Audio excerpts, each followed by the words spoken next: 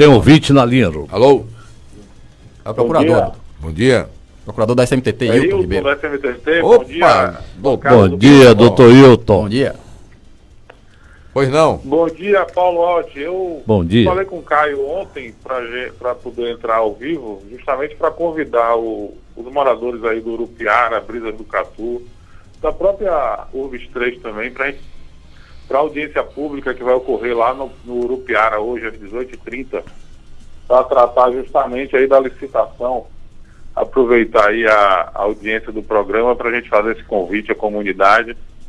E também, caso a bancada queira fazer algum questionamento sobre essas audiências, eu estou à disposição. Ela tem algum objetivo realmente, ou o pessoal reúne para reunir e depois dizer que teve audiência pública, Hilton? Não, nós já tivemos grandes avanços, doutor Paulo Alt. Pois não. Desde a primeira audiência na Câmara de Vereadores, dia 16, nós já passamos também pelo Barreiro, dia 20, e segunda-feira passamos pelo Petrolar. Só para assim, as pessoas já terem uma ideia dos avanços, Pois não. nós fechamos já com as audiências, né, ouvindo a população, os vereadores, a frota a ser contratada vai ter 100% de acessibilidade. A legislação exige apenas 10%, doutor Paulo. Pois não. Sendo que agora a nossa modelagem vai exigir 100%, ou seja, a pessoa com deficiência ela não vai ficar esperando passar o ônibus que tem a elevatória. Isso é bom, isso é bom. Qualquer ônibus que passar, a pessoa com deficiência vai ter acessibilidade. Então isso já é um grande avanço e demonstra, respondendo a sua pergunta, o objetivo da audiência pública. Até porque o Ministério Público já interviu várias vezes junto à SMTT questionando se as elevatórias dos ônibus funcionam. E nós fizemos, inclusive, algumas fiscalizações em que cada empresa tinha, em média, 10% da frota com elevatória. Em alguns casos, o motorista não sabia operar e, em alguns casos, não funcionava. Só para você ter ideia da situação atual da nossa frota. Além de que, os estudos demonstraram que nossa frota tem uma média, a frota atual, tem uma média de 16 anos e meio de uso. Opa! E nós estamos programando para essa licitação, também ouvindo a população, nós estamos, na modelagem, pedindo 20% de ônibus novos e os demais, né, os outros 80%, no máximo, com 5 anos de uso. Salientando que a empresa que oferecer a frota mais nova, ela tem mais chances de vencer o certame, doutor Paulo. Pois não, muito bem. E com relação ao valor da tarifa, Hilton? Haroldo, esse é o X da questão, né? Você sempre, nas oportunidades que questiona e traz à baila esse debate, aquele velho ditado, né? Que não existe almoço de graça. Uhum. E nós temos um objetivo que é justamente a modicidade tarifária, ou seja, o que é a modicidade tarifária? É que você possa, as empresas, evidentemente, tenham condições de bancar os seus custos operacionais e também que não afete o orçamento das famílias.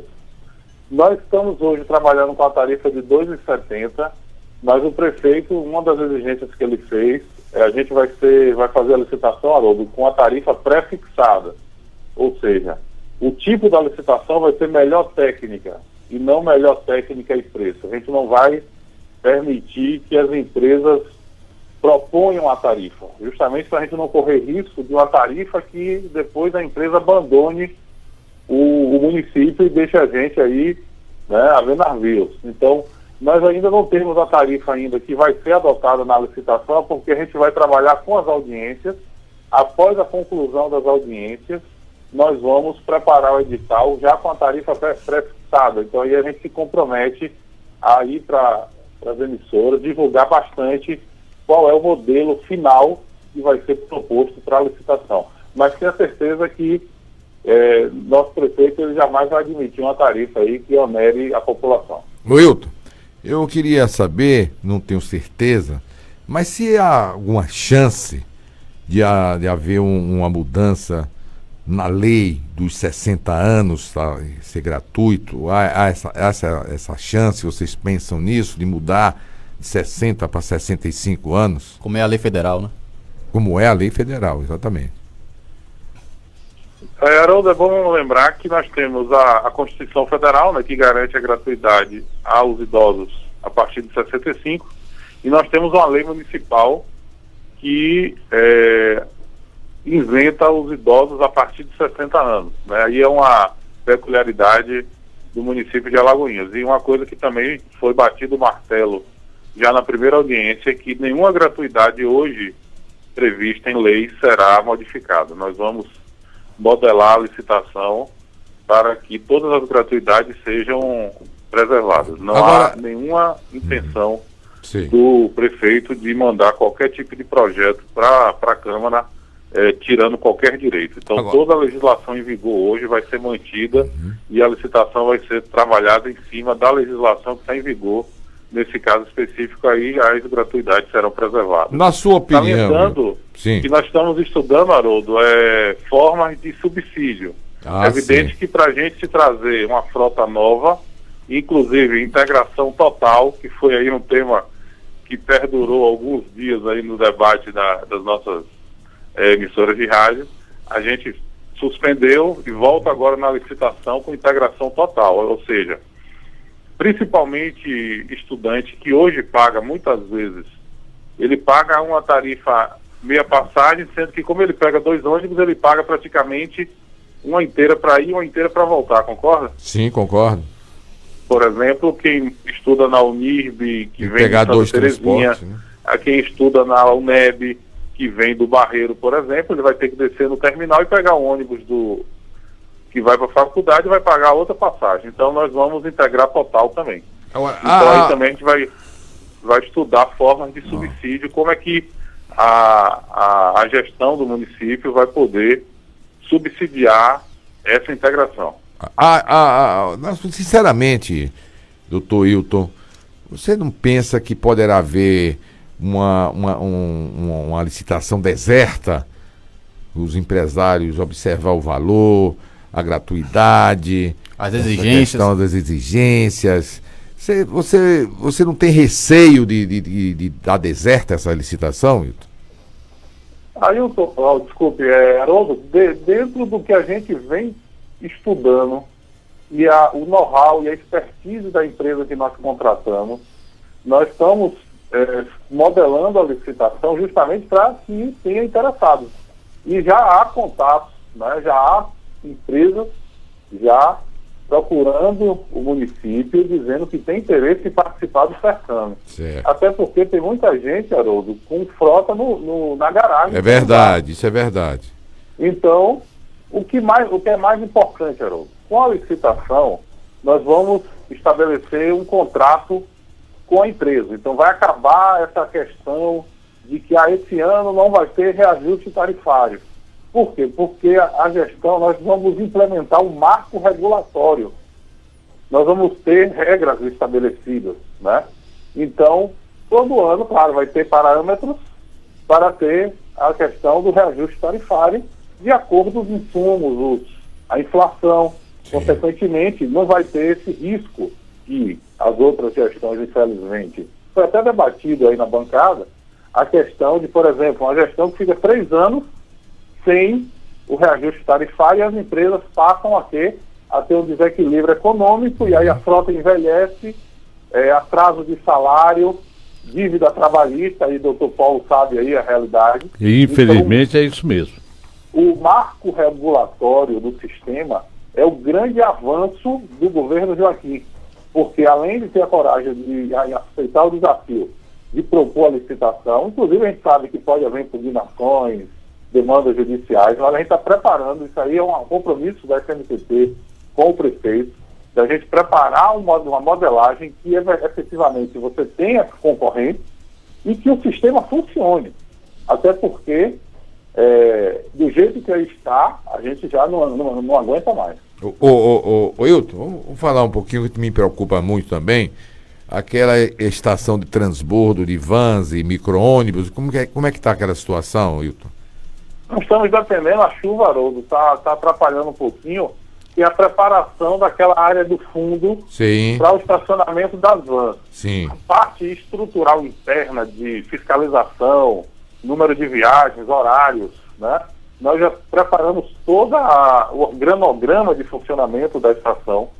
Nós estamos dependendo só da melhoria daquela área do fundo, que a gente já pediu um apoio aí à CESEP e à CECIM, para a gente estacionar as vans no fundo, até para a gente ter a gente chama o bolsão, né? Sim. As vans vão entrar ali pela lateral da vigilância sanitária, se acomodam ali no fundo, e no horário dela de pegar passageiros, ela retorna para a estação, entra na estação e vai sair, né? Na realidade é bom lembrar que, em homenagem ao saudoso Coronel Carnaúba, né, a Câmara aprovou, né, o nome do terminal é Terminal de Transporte Alternativo, né, Major Coronel Pedro Lemos Carnaúba. Então, não sei se as pessoas já estavam sabendo, né, nós fizemos essa homenagem, o Major Alberto propôs, a Câmara aprovou, aí o Terminal de Transporte Alternativo com o nome, a homenagem ao primeiro superintendente da CMTT, não sei se Haroldo sabia. Me lembro?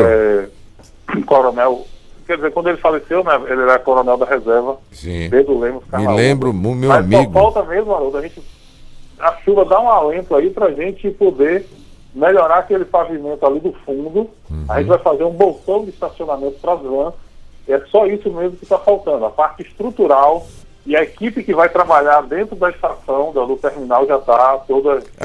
A questão, por exemplo, da exploração dos sanitários, dos boxes para um comércio. Vai ter alguma tarifa? Está resolvido isso? Sim, já tem um decreto em vigor, sim. Vai ter um decreto, já tem os interessados, já está instalando, organizando? Já tem um decreto, nós temos a tarifa de 50 centavos para o uso do sanitário e nós temos, os permissionários vão pagar R$4 por viagem.